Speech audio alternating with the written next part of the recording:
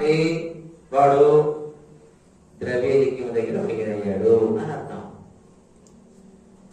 కాబట్టి డబ్బు అనేది ఎట్లా ఖర్చు పెట్టాలి, ఎంత సంపాదించాలి, మన ప్రాగత ఎంత మన లెక్కల్లో మనం ఉండాలి. అంతేగాని అడ్డదిడ్డంగా ఖర్చు పెట్టడం, అడ్డదిడ్డంగా సంపాదించాలనుకోవడం, ఇదంతా కూడా చాలా గొప్పది. అందులో చాలా జాగ్రత్తగా మనం ఉండాలి. మనకు భగవంతుడు ఏమి ఇచ్చాడు, దాన్ని జాగ్రత్తగా ఖర్చు పెట్టాలి. లేదా 4 పైసలు కష్టపడి సంపాదించుకోవాలి. ఉన్న దాంతో మనం తృప్తిగా బ్రతకడం అన్నది అన్నిటికన్నా ఉన్న దానితో తృప్తిగా బ్రతకడం అనేది నేర్చుకుంటే మంచిది. కానీ మనం ఏదో కథ తర్వాత చెప్తాను, ఆ కథలాగా మనం కానీ తర్వాత అడగండి కథ చెప్తాను, కథ అన్నారు కదా దేనికి ద్రవ్యం గురించి కదా తర్వాత చెప్తాను. అట్లాగే మనం ఊహల్లో ఉండకూడదు. ఎక్కడ ఉండాలి అంటే వాస్తవాల్లో మనం ఉండాలి. తర్వాత తపోయజ్ఞము, తపస్సు గురించి చెప్పడం జరిగింది. ఇదంతా తపస్సే. ఒకటి సాధించాలి అనుకున్నప్పుడు దాని గురించి నిరంతరము మనసు పెట్టి చేయడం తపస్సు.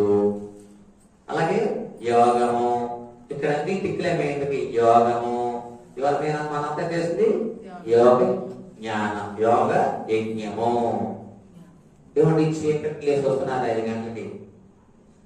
కార్తీక మాసంలో కొంతమంది లేస్తారు, 4 రోజులు ఏదో వేస్తే చేస్తారు. కానీ మీరు చాలా మంది మళ్ళా కూడా ఇంటి దగ్గర ఎక్కడో ఏదోలాగా 4:30కి లేచి స్నానం చేసుకొని ఇక్కడ 5:30కి మేస్త్రి వాళ్ళకి ఒకసారి క్లాస్ కొట్టండి. మేస్త్రి ఉదయం వస్తున్నాడు అక్కడ క్లాస్ కొట్టండి.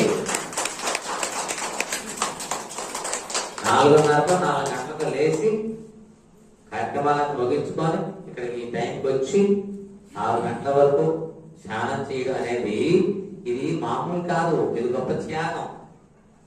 అన్నిటికన్నా త్యాగం అయితే మనం చేస్తుంది గొప్ప త్యాగము. ఏది నిద్ర తిని రమ్మనండి, వదులుతారేంటి? మా ఇంటి నిద్ర అది ఎక్కువసార్లు ఆవడం ఎవడో నవ్వుతాడు, ఎంత బాగుంటుందో పడుకుంటే అంటాడు. త్యాగం చేయమనండి. మాకు ఫ్రెండ్ ఉన్నాడు, ఒరే కాంటో 1000 రూపాయలు ఇచ్చేస్తారు కదా వద్దురా అంటాడు. మా ఫ్రెండ్ ఉన్నాడు, ఆవిడ త్యాగం చేయలేరు, డబ్బు త్యాగం చేయగలరు. కానీ ఆ చీకటిని వచ్చి ఇదేదో చూద్దాము, దీని వల్ల మార్పులు రావాలి, ఎన్నో మన ఆలోచనతోటి చేస్తున్నటువంటిది యోగ యజ్ఞము. తర్వాత స్వాధ్యాయ యజ్ఞము. స్వాధ్యాయం అంటే ఇప్పుడు మనం అంతా కూర్చొని చేస్తున్నది స్వాధ్యాయం, చదువుకుంటున్నాం.